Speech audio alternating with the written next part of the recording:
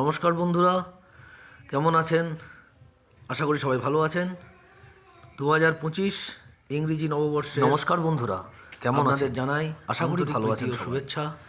ইংরেজি আর 2025 আজকে আমি আবার নববর্ষে আপনাদের সাথে তোমাদের সাথে আন্তরিক প্রীতি ও কিছু শুভেচ্ছা। ইংরেজি গ্রামারের আমি আপনাদের ছোটোখাটো কাছে কথা নিয়ে আবার ইংরেজি আবার কিছু গ্রামারের বলতে কিছু এসেছি। টুকিটাকি আশা কথাবার্তা করি নিয়ে বলতে তোমাদের এসেছি। এবং আপনাদের আশা ভালো করি লাগবে। আপনাদের, তাহলে তোমাদেরও আশা করি ভালো আজ লাগবে। আরম্ভ করছি। গত পার্টে আমি ইংরেজি পড়েছিলাম গ্রামারের কাইন্ডস অফ মেরুদণ্ড যাকে বলে, কত ধরনের তাকে সেন্টেন্স বলা হয় আর টাইম অ্যান্ড আজকে টেন্স। বিস্তারিতভাবে বলবো তাহলে টেন্স টেন্স সম্বন্ধে। বলা হয় কেন? টেন্স বা কাল, যা নাকি ইংরেজি গ্রামারের মেরুদণ্ড বলা যেতে পারে। তাহলে টেন্স কাকে বলে? প্রথমে জানি টেন্স শব্দটি কোথা থেকে এসেছে। টেন্স শব্দটি এসেছে Latin word tempus or time. Tense মানে হলো কাল। কালকে তিনটে ভাগে ভাগ করা যায়, অর্থাৎ টেন্সকে তিন ভাগে ভাগ করা যায়। কি কি? প্রেজেন্ট টেন্স, পাস্ট টেন্স এবং ফিউচার টেন্স। প্রেজেন্ট টেন্স অর্থাৎ বর্তমানকাল, পাস্ট টেন্স অর্থাৎ অতীতকাল, ফিউচার টেন্স যা কিনা ভবিষ্যৎকাল। এই তিনটি টেন্সকেই আবার প্রধানত চারটি ভাগে ভাগ করা যায়। কি কি? Present indefinite tense, present continuous tense, present perfect tense এবং প্রেজেন্ট পারফেক্ট কন্টিনিউয়াস টেন্স।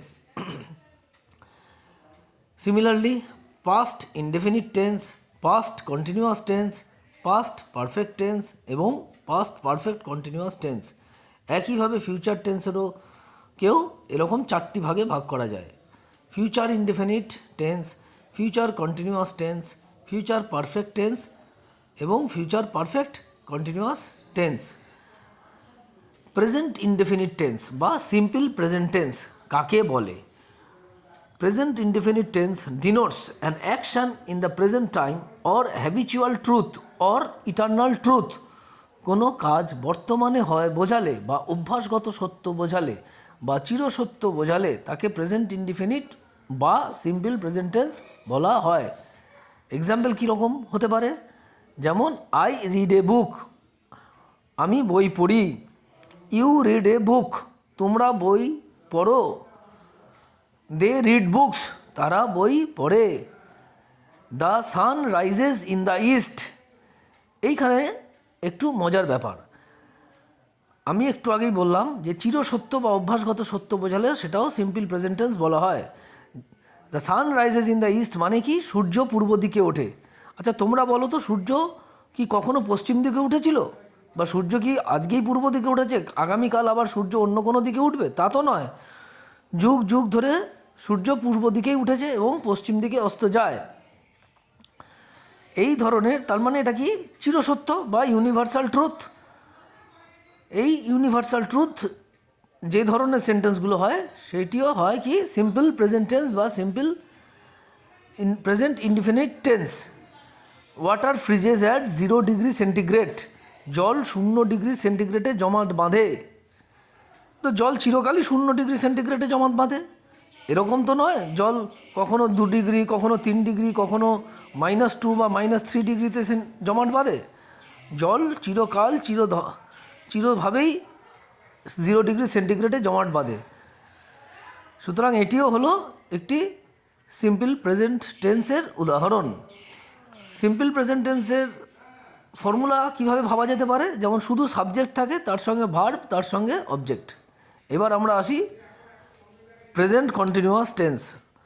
বর্তমান কালে কোনো কাজ চলছে বা নিকট ভবিষ্যতে চলবে বোঝালে তাকে বলে present continuous tense. Present continuous tense is used when an action is continued or going to be continued in near future. এর ফর্মুলা কীরকম?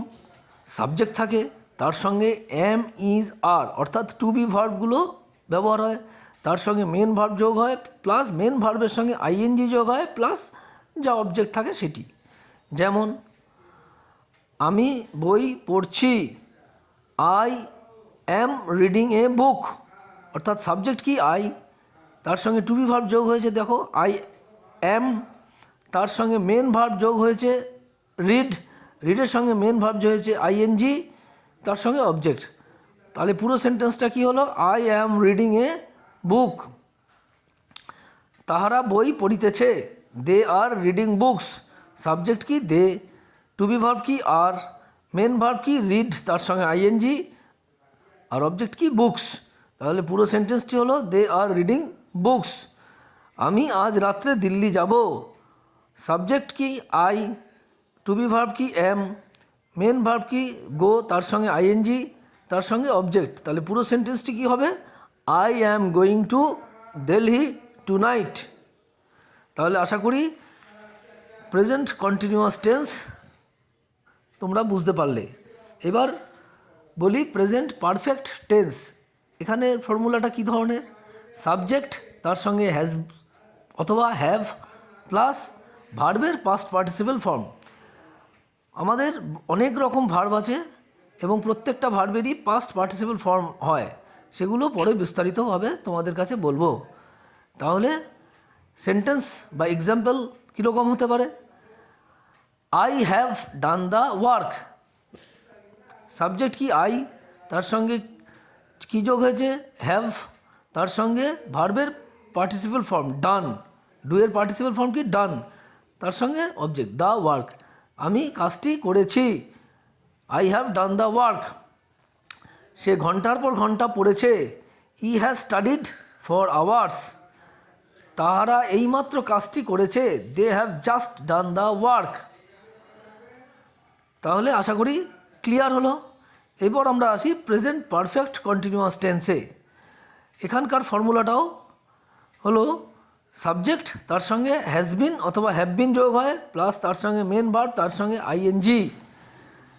এক্সাম্পল কীরকম, I have been doing this work for 2 years. আমি এই কাজটি গত 2 বছর ধরে করিতেছি। সে 3 বছর যাবৎ এই স্কুলে পড়িতেছে বা পড়ছে, he or she has been reading in this school for 3 years. সে 3 বছর যাবৎ এই স্কুলে পড়িতেছে, he or she has been reading in this school for 3 years. তারা 7 দিন ধরে এই কাজটি করিতেছে, they have been doing this work for a week. তাহলে আমরা কি দেখতে পাচ্ছি, প্রথমে সাবজেক্ট তার সঙ্গে হ্যাভ বিন অথবা হ্যাজ বিন যোগ হচ্ছে, তার সঙ্গে মেন ভার্ব, তার সঙ্গে আইএনজি যোগ হচ্ছে, তারপরে বাকিটা অবজেক্ট যোগ হচ্ছে।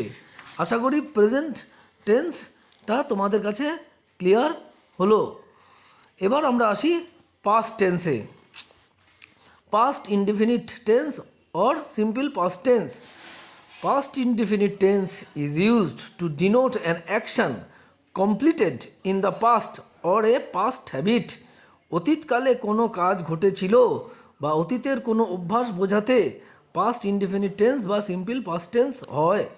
যেমন আমি কাজটি করেছিলাম, আই ডিড দ্য ওয়ার্ক। তারা কাজটি করেছিল, দে ডিড দ্য ওয়ার্ক। তার ছেলেবেলা লন্ডনে কেটেছিল, he spent his boyhood in London. সে 10 বছর বয়স থেকে ইংরেজি শেখা শুরু করেছিল, he began learning English since the age of 10 অথবা from the age of his 10, দুটোই হতে পারে। পাস্ট হ্যাবিট বোঝালে উড বা ইউজ টু ব্যবহার হয়। এই উড বা ইউজ টুর পরে কিন্তু ভার্বের প্রেজেন্ট ফর্ম ব্যবহার হয়, এটা তোমাদেরকে মাথায় রাখতে হবে। যেমন সে প্রত্যেক দিন নদীতে স্নান করত, he would bath in the river every day. Apurba প্রত্যেক বিকালে ক্রিকেট খেলত, Apurba use to play cricket every afternoon. এখানে তোমরা লক্ষ্য করলে ইউজ টু অথবা উডের পরে ভার্বের কিন্তু পাস্ট ফর্ম হয় না, প্রেজেন্ট ফর্ম বসে। আশা করি তোমরা পরিষ্কারভাবে বুঝতে পারলে। এবার আসি আমরা পাস্ট কন্টিনিউয়াস টেন্সে। Past continuous tense is used to when the action was continued for some time in the past. অতীতকালে কোনো কাজ কিছুক্ষণ ধরে চলছিল বোঝালে তাকে বলা হয় past continuous tense.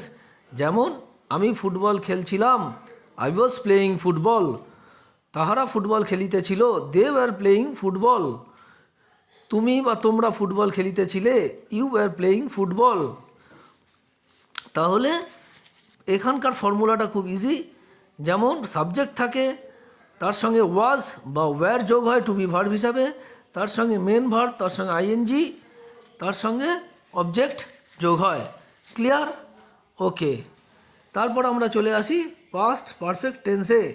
Past perfect tense is used in the former action between two completed actions of the past. Simple past is used in the latter action. মানে হচ্ছে অতীতকালে দুটি কাজ সম্পন্ন হয়ে থাকলে তাদের মধ্যে যেটি আগে ঘটেছিল তার পাস্ট পারফেক্ট টেন্স হয়, এবং যেটি পরে হয়েছিল তার সিম্পল পাস্ট টেন্স হয়। যেমন অমিত বাড়ি আসবার আগেই নীলিমা চলে গেল। Nilima had gone out before Amit came home. আমি স্টেশনের পৌঁছাবার পূর্বেই ট্রেনটি ছাড়িয়া গেল। The train had started before I reach the station. ডাক্তার আসিবার পূর্বে রোগীটি মারা গেল। The patient had died before the doctor came. তাহলে এখানে আমরা দেখছি যে ঘটনাটি আগে ঘটেছিল তার পাস্ট পারফেক্ট টেন্স হয়। যেমন ডাক্তার আসার আগেই রোগীটি মারা গেল, রোগী আগে মারা গিয়েছিল, ওই জন্য হলো কি দ্য পেশেন্ট হ্যাড ডায়েড। আর ডাক্তারবাবু পরে এসেছিলেন, তাহলে ওটা সিম্পল পাস্ট টেন্স হলো, যেমন বিফোর দ্য ডক্টর কেম। আশা করি ক্লিয়ার হলো তোমাদের। এরপর আমরা চলে আসি পাস্ট পারফেক্ট কন্টিনিউয়াস টেন্সে। Past perfect continuous tense is used for an action that began before a certain point in the past and continued up to that time. অতীতকালে কোনো কাজ কোনো বিশেষ সময়ের পূর্বে আরম্ভ হয়ে সেই সময় পর্যন্ত চলছিল বোঝালে পাস্ট পারফেক্ট কন্টিনিউয়াস টেন্স হয়। এখানেও যদি দুটো ক্রিয়ার উল্লেখ থাকে তাহলে যে কাজটি আগে থেকে চলছিল তার পাস্ট পারফেক্ট কন্টিনিউয়াস টেন্স হয়, এবং যেটি পরে হয়েছিল সেটি সিম্পল পাস্ট টেন্স হয়। এখানের ফর্মুলাটাও খুব ইজি। কী হয়, সাবজেক্ট, তার সঙ্গে হ্যাড বিন যোগ হয়, তার সঙ্গে মেন ভার্ব, তার সঙ্গে আইএনজি এবং বাকিটা অবজেক্ট। যেমন ট্রেনটি ছাড়বার পূর্বেই আমরা খেলা করছিলাম। We had been playing before the train started. আমি যখন তার সঙ্গে দেখা করতে গেলাম তখন সে উপন্যাস পড়ছিল। She had been reading a novel when I went to meet her. ওই সময় নিখিল 2 মাস ধরে উপন্যাস লিখছিল। At that time Nikhil had been writing a novel for 2 months. তাহলে আজকে আমরা প্রেজেন্ট টেন্স এবং পাস্ট টেন্স নিয়ে আলোচনা করলাম। আশা করি তোমাদের এবং আপনাদের ভালো লেগেছে। নমস্কার, ভালো থাকবেন, ভালো রাখবেন, আবার দেখা হবে।